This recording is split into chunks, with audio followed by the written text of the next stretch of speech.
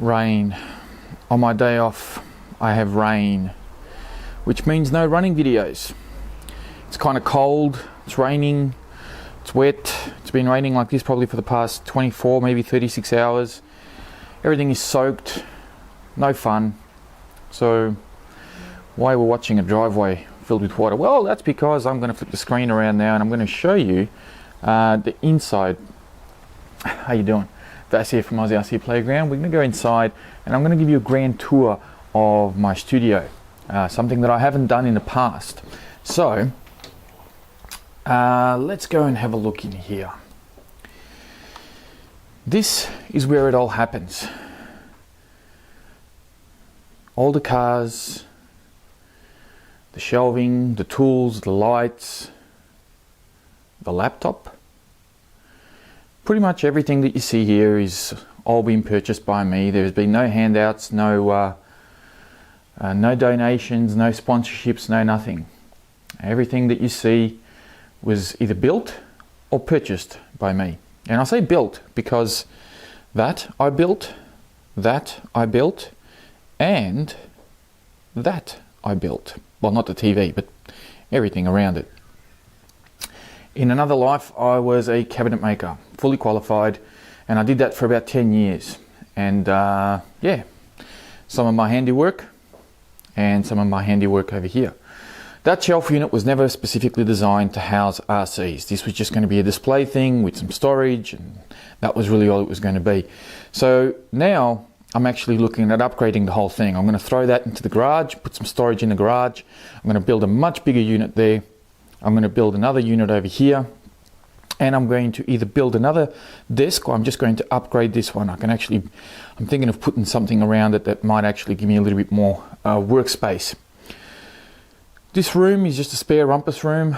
It's gone through a few transformations. Originally it was going to be a games room. I had the billiard table that you see covered up with a bit of a bed sheet that I found lying around. So I was going to, that was in the middle, and it was games room, and the kids kind of play over there and they have their own little play area. So my son's been recently playing Injustice.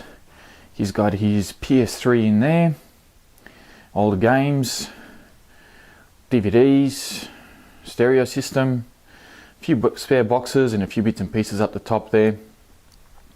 Nothing too special, but we'll get to the cars in a minute. I just thought maybe I'll show you the lighting. It's pretty basic lighting. This is pretty cheap lighting. I bought this off eBay. I think all three lights owe me something like, I don't know, 70 bucks, 80 bucks, somewhere around there. Okay, on the bench, on the workshop, we have my Thunder Tiger ST4. This guy's, one of the problems with the ST4 is that the rear shock tower keeps bending. So in order to straighten it out, it's too hard to straighten it by hand, so you got to take it out. And what I generally do is I pound it on the concrete until it straightens out. I really do need to get another one, but it's a car that doesn't see a lot of use nowadays. I do love it. It's probably my favorite RC, but I've recently rebuilt the shocks, so these are all fresh with fresh oil in there. The front shocks are actually RC8 shocks. These aren't Thunder Tiger. They're actually the RC8 shocks, although I do have the Thunder Tiger springs, the original springs for the front shock, because the RC8's front springs are actually really soft, really soft. So I'll put these in here and then they seem to work a lot better. So it's getting cleaned up. You can see it's very dusty, and I haven't used it in quite some time now. Last video I did was some time ago, and the last time I used it, I bent the rear shock tower. One of the shock caps popped off. So I'm just giving it a bit of a clean. And here's a tip: get yourself a stand. I've been doing RC for many years, and I've never had a stand. And it's amazing how handy these things come in. So get a stand, because it's really good especially when you're doing suspension setups and working on shock towers. Having the chassis on the table just isn't really good. So get yourself a stand. They're cheap. Okay, so let's start over here. You can see a whole bunch of unused remotes up there. These are remotes that I've taken off cars that I no longer use. We've also got a couple of 1/10 scale body shells. There's a Mercedes-Benz there, and there's a Honda Integra as well. We've got my Slash body, the original body for the Traxxas Slash that's never been used. And I've got a sort of half-painted Lamborghini shell that I was going to put on a road car at one stage that I never finished. A couple of beaten up bodies. There's a new body there for my E-Maxx, which I may be painting soon. Underneath that, there is a SST Racing buggy that I bought about a year ago now, almost. But that's no longer working. The running gear out of that is actually on my HSP booster, which my daughter tends to use from time to time. So that thing absolutely flies now. It's really, really fast, especially on 3S. A couple of spare tires, remote for the TP Scorpio, and this guy here, this is the remote I use for most of my cars. So any car that I really like, I tend to bind to this remote. This is the FlySky FS GT3C. A very nice little remote, you know, backlit screen. It's been working really well. Can't really have, or don't really have too many complaints.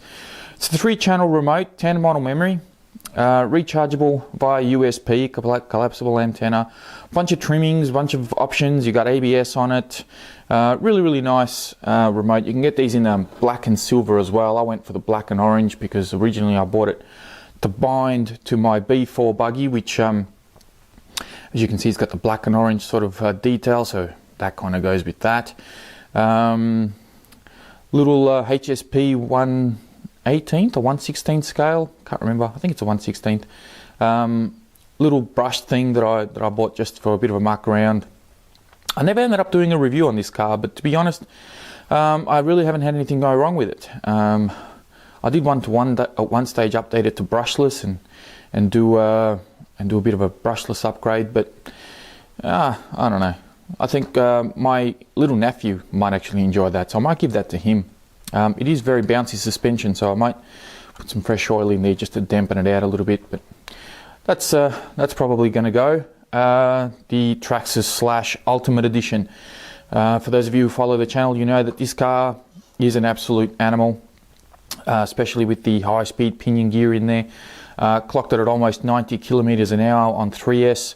This thing's a beast. Absolutely love that truck. That is brilliant. The remote for it.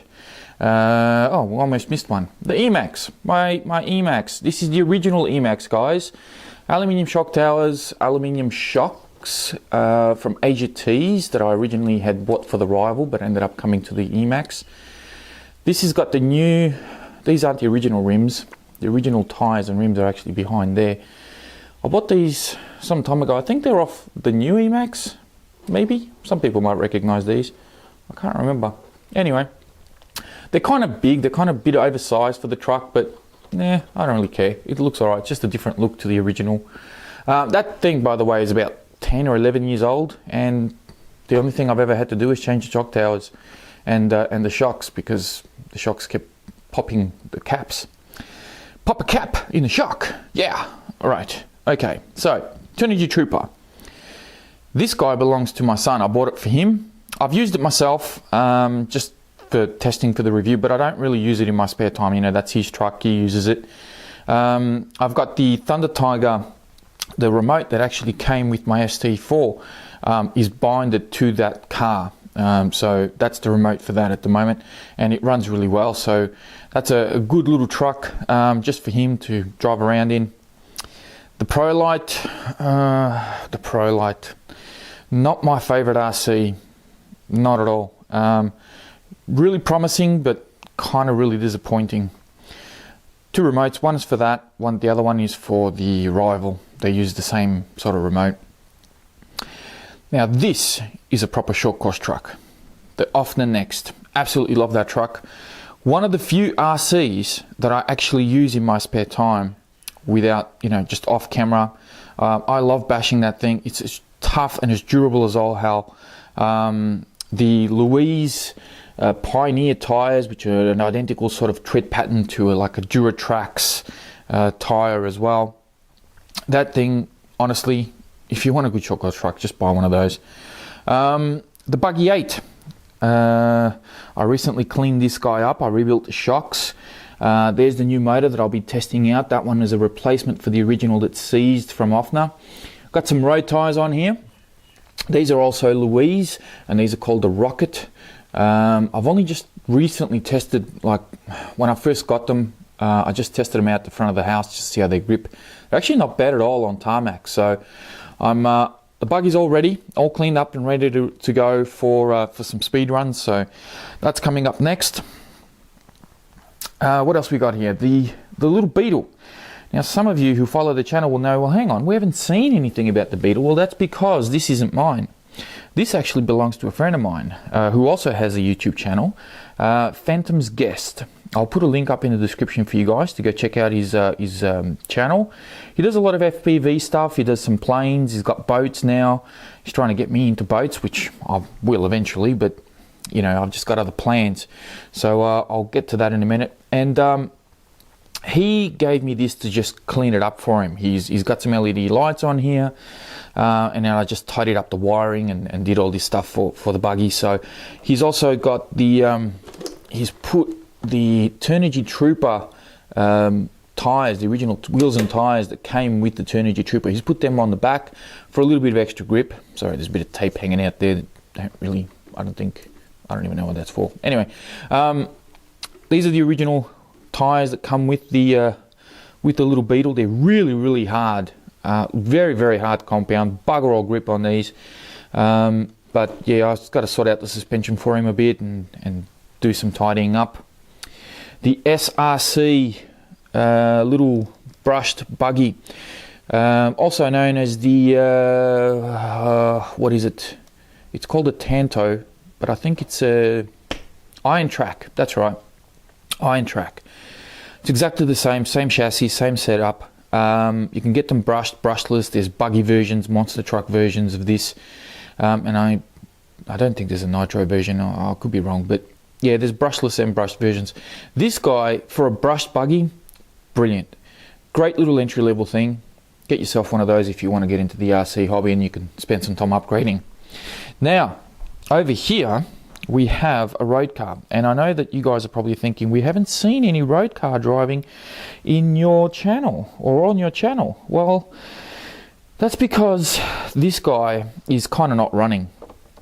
This isn't the original body that came with it. I actually bought this body some years ago off eBay, and it hasn't even really been used at all. The thing is, this car I originally bought.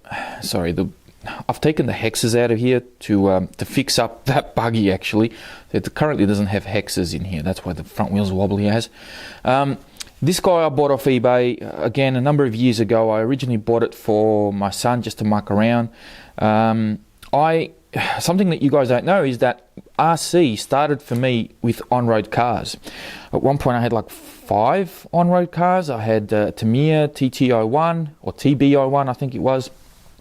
I had a HBI RS4. I also had a Tim Associated TC6. I also had a Lossy Triple XS, which I had to build from scratch. And that was a pain. I didn't like that car at all. Probably my favorite was the HBI RS4, light as anything and absolutely flew.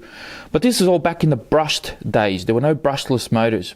And this guy is also being designed specifically for brushed motors because the battery tray is actually curved and you can't really fit a lot of LiPo packs in there. So I haven't, like the motors, I've sort of cut it out. It's not even connected. I don't even know what brand this car is, to be honest with you. I think it owes me like $40 off eBay, and I don't know what brand it is. Maybe one day I'll get to it, but at this stage, it's kind of just sits around. It doesn't really do anything. It doesn't get any use. So I don't know. If you guys recognize the car, not the shell, I know what the shell is, but the chassis itself, let me know. The Thunder Tiger Phoenix ST2, I think it is. I think it's ST2. This guy also bought off eBay. Got a bit of a deal on it. Actually, only cost me like $30.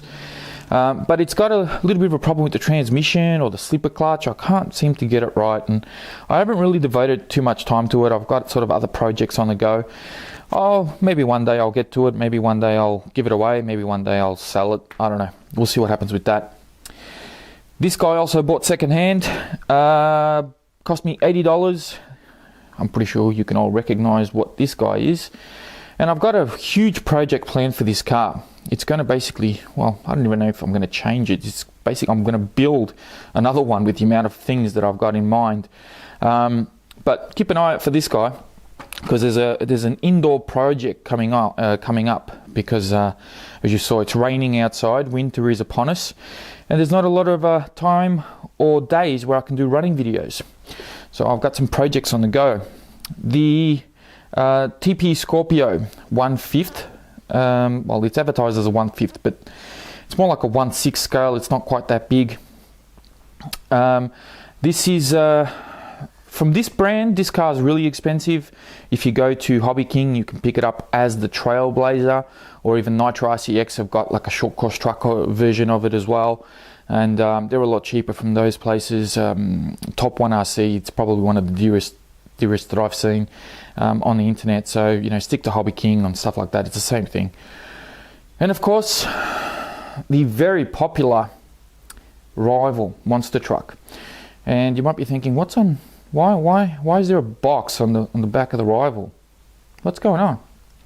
Well, first off, before we get to the box, I'm going to show you the finished product. I did a little bit of an upgrade video probably about a week ago, 2 weeks ago now, just showing you some of the bloody pins there. Always hard to take out. Okay, check this out. You ready? Magnets. I love that. See, doesn't fall off. Don't lose them. So I did a bit of an upgrade video on this guy, just telling you that I was going to put some aluminium shock towers and do some shocks and all this type of stuff. So I've given it a clean. Here's your shock towers, all fully installed. And I also did another upgrade that I didn't mention originally. I changed the servo to a Savox. I don't know if I've got a model number to show you from here. Oh yeah, it is 201211. It's written down there, it's upside down. Sorry, but that's the Savox servo. I've sort of tested it like inside here, and this thing, it's got a lot of torque on that servo. So I'm really happy with that purchase. Hopefully, you know, it'll steer the car a lot better and perform a lot better. So that's the upgrade so far. But question is, what's in the box? Okay, well, this is a bit of a surprise. Let's open it up. I got this in, would have been about 2 days ago now, maybe 3. Can you guess what it is yet? No? You sure? Come on. Who can guess what it is? No? Still no guesses? Yes, sir. We are going to be running 6S on the rival. I got myself a Leopard motor, which is in there, which is an absolute beast. It's actually quite big, and thankfully there's a lot of room there to mount bigger motors. And I've got the Hobby Wing X-Run, whatever it is, 1/8 scale, 150 ampere. So I'm going to be trying out this guy on 6S and just see how it goes, because well, you know, a lot of people have been comparing the rival to the MT4 and to the Savage. All these cars can run 6S, but the poor old rival can't.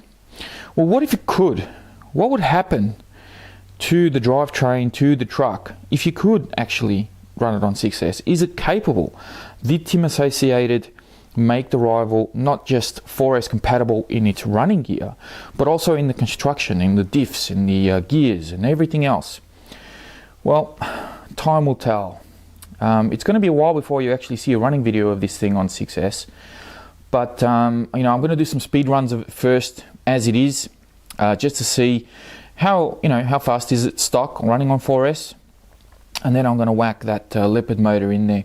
And for those of you, you know what, I might just take the Leopard motor out, because I know that there's no model number or anything on there, and I know you guys probably are going to ask me. Oh, there it is.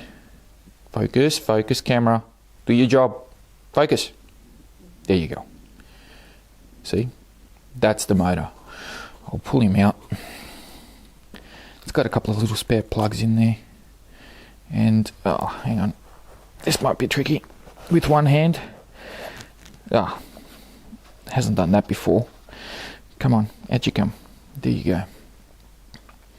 That is it there. There you go. Alright, it's actually a bit bigger, a fair bit bigger than the, it's about maybe nearly, probably about 7 or 8 mil longer than the Reedy motor. About the same diameter. It's got some weight to it, which is nice. But yeah, this is supposed to be a pretty decent unit. So here's hoping we get some really good power out of that, especially with that ESC. Alright, moving on to some other stuff. Let's get on to some other stuff, because this is it's now 20 minutes long and we need to you know, go home and eat and whatever.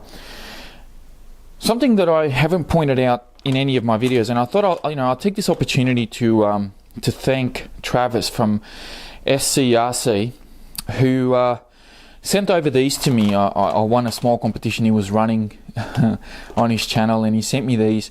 I haven't used them yet, Travis. Sorry, buddy. I'm still sort of trying to find a matching pair so that I can use it in some of my in one of my short course trucks. I'll probably put it in the next and just try them out on that. But I haven't gotten around to it. I mean, it's got tires on there at the moment, so maybe I'll use them. Maybe I won't. I don't know. We'll get around to it one day.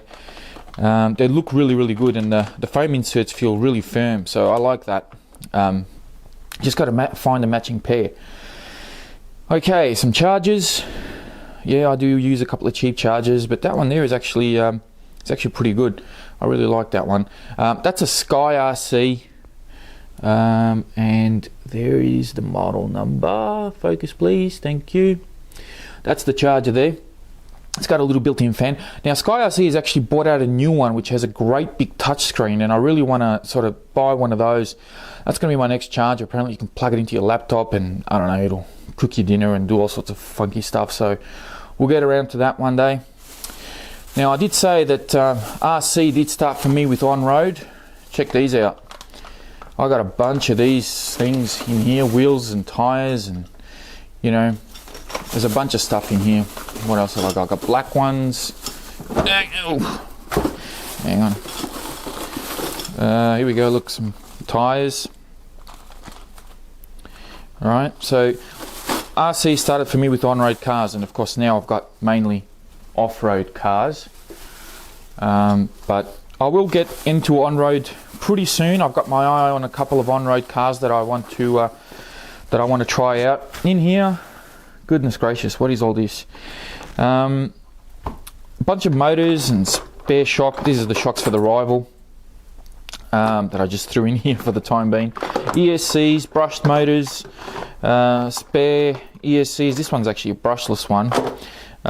Spare servos, bunch of odds and ends, bits and pieces, stuff that I don't use anymore. This was probably my pride and joy, this ESC. Would you believe that this guy, back in the day, this is going to hurt just thinking about it. Back in the day, I paid, I think it was around about $230 for this ESC. Yeah, I'm not kidding. This is you know, no turn limit, forward, reverse, all the goodies. And the motor, this was one of my expensive motors. This was, I think, this motor was, look, my memory serves me right, I think it was about $160 for this guy. But yeah, brushed motors. This was a 10-turn motor. I had it in some of my on-road cars. Then I switched it and I put it in my buggy, my B4 buggy there. This is a very fast motor, but you know, I think the brushes, look, the welds have come off there. Can you see that? So you know, it needs new brushes, and who's going to look at this anymore? It's all brushless now, so these are just bits and pieces. Don't worry about any of that. In here we've got some paint, some shrink tubing, pretty standard stuff. Toolbox. As you can see, it's a fishing tackle box, but I decorated it. I'm actually looking at getting a great big toolbox on wheels at the moment, which will tidy up a lot of these smaller boxes. In here I've got some soldering stuff. I've got some spare bits and pieces, you know, just basic stuff, nothing too fancy. This is just contains some shock oil, which I need to get more of because I'm running out. This is my sort of field battery box. It's just just a box that keeps all the batteries in it. A few little connectors and stuff like that, just anything related to batteries. Temp gun. Not going to really be showing you, that's not exciting. Those tubes there, by the way, are for my ramp. The way I've done this is these guys actually slide in here, and then you can pin them and adjust the height of your ramp as you like. So that's the little ramp that some of you have seen. Another SST racing buggy. My son broke it quite a number of months ago now. It's been sitting here and I haven't had sort of the time to look at it. He doesn't really use it much anymore, so I'm not sure what I'm going to do with it. I'll probably pull the running gear out of it and use it in something else. He tends to use the Trooper whenever he gets a chance to sort of come out with me. He uses that. My soldering iron, I got this guy off eBay. I think they're worth about 80 or 90 bucks. Comes with a little hot air gun type thing, which is great for the shrink tubing. Excuse me. Comes with a bunch of little tips, different tips for different sort of soldering jobs. Works brilliantly. Haven't got no complaints. I've used it probably about a dozen times, maybe more. You know, soldering Dean's connectors and different plugs and things like that. And this thing works a treat. I absolutely love it. One of the best things I did, because originally I just had one of those basic soldering irons that plugs directly into a power point, and you know, it didn't have a stand, didn't have any of this stuff. So this is a great investment for anybody that's in the hobby. Get yourself something like this. They work great. Couple of camera cases. The smaller one is for my GoPro. The bigger one's for the camera that I'm using at the moment. A couple of choppers. The blue one's mine, as is the orange one now, but the orange one actually belonged to a friend of mine, and then I think he crashed it, and something's come undone where the bottom blade doesn't spin as fast as the top blade anymore, so I think it's come loose, and I just need some time to sort of look at it and fix them up. But the blue one still works just fine. Accessories for the camera, and you know, microphones and stands and all this stuff. That's a spare tripod. This is a little tripod that I bought for the GoPro. That's a bigger one that just arrived the other day, so I've got this one specifically for the bigger camera because this little one, you know, it's not strong enough to hold it. This is a little handheld little thing where you can put, you know, your camera sort of mounts down there, and you can put lights or microphones up here, and you know, it's really good to sort of get some really nice low down shots. And this will work. Whoops, knocked over the GoPro. This actually works really well. Now that's a dead cat that goes on the microphone, so this is a boom mic that I bought for the camera to get some better sound. And this little thing here, this is actually what I use when I do my running videos. So I'll bring this out to the light. Now there are many different ways to skin a cat here, so you know, different people will use different methods, but this is what I found to be okay. Basically, this end here goes over your shoulder, comes around the front, and this guy butts into your belly, into your rib cage, and the camera mounts up the top there. Come on, focus. Focus. No, maybe. Oh God. Anyways, that's what I use. These are worth about 30 bucks on eBay. The strap basically goes around your back to stop this guy from falling off. You know, they're sort of semi-adjustable, really cheap, and it works fine. So you just have to remember to keep turning your body to where the car is, because turning your head's not going to do anything. You're going to lose sight of the shot that you want. So it does take a little while to get used to. I think I've managed to do a pretty good job most of the time. If you have a look at my running videos, most of them, you know, the car's in frame, so it works out okay. So that's just some of the accessories that I have. Now over here we have the little workstation. This is pretty much where all the editing happens, where I, you know, trim, cut, paste, do all the videos that you guys see. Just a printer, a couple of messy shelves, another one up there. Over here we have the very first camera that I used to do probably the first, I don't know, maybe half a dozen videos before I decided to upgrade. Take some very good still photos, but unfortunately for video is not that great. My channel, laptop. Okay, the laptop is very basic. There's nothing fancy about this guy. It was never originally purchased for video editing. It barely does what it's supposed to do as far as the editing processes go. But you know, it's managing okay. I do need to upgrade. It's just something that will happen down the line. A couple of hard drives over here, if the light will work for me. That's a 2 terabyte big mother of a thing that's plugged in. This is just a spare 320 gig that I sort of have to sort of get me around. That's pretty much it, guys. There's nothing fancy about any of that. This chair though, get this, the chair I actually made when I was doing my apprenticeship, which would have been around about the 98, 99 year mark, somewhere around there.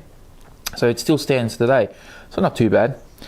Empty box for the rival, and that's pretty much it. That's all of the cars, all the accessories, a bit of a behind the scenes look at Aussie RC Playground and how I've sort of developed this.